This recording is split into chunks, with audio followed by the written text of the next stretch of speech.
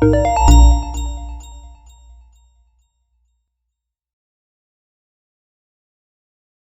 everybody, welcome back to Plugin Tut, your home for handcrafted WordPress plugin tutorials. And today I'm going to quickly show you how to get up and running with OptinMonster and get your first opt-in loaded onto the site. Super quick.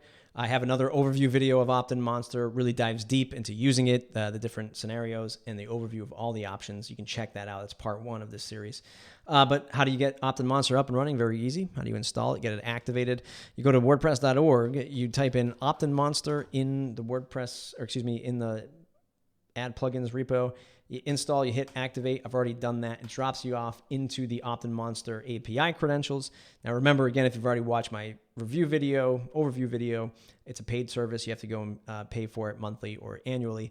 And you get this API username and API key. You paste that in from your dashboard, and then you drop it in here and hit save settings. It'll then connect you to pull in all of your opt-ins here, but we'll quickly add one for this tutorial's sake.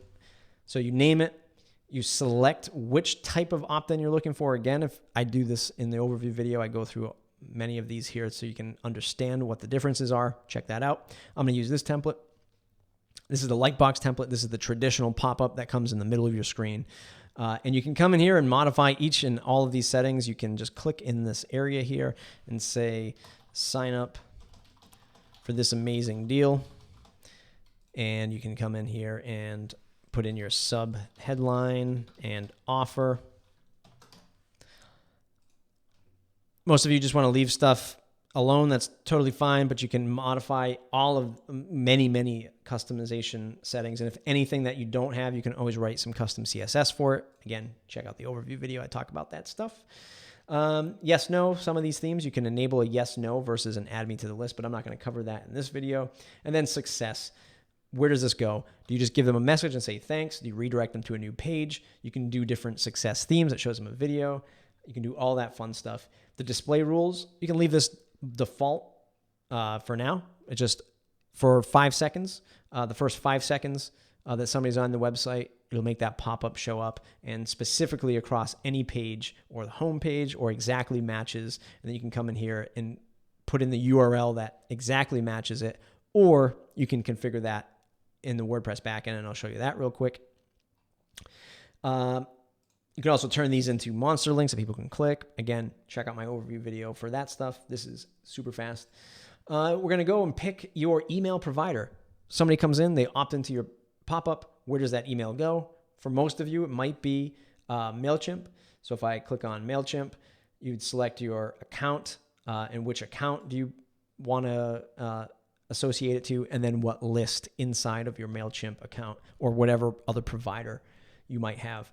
Analytics, this ties right into your Google Analytics. That's what tracks all of the opt-in conversion percentages, that kind of thing. Really powerful stuff. And then once you're done, you can either hit save. You would hit save once you're done, and then you start the campaign. So that means the campaign is live.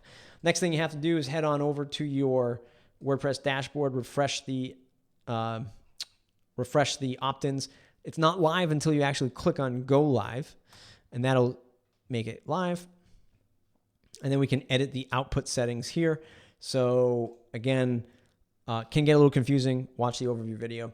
You want to show these opt-ins to only visitors, people who are not logged in, or everybody, people who are logged in and not, that kind of thing. And then you can go into advanced settings. So never load the opt-in on specific pages, specific posts, or load it specifically on this page. Again, that's probably one of the most confusing things with the display rules of WordPress versus the OptinMonster dashboard versus why you're doing things in WordPress.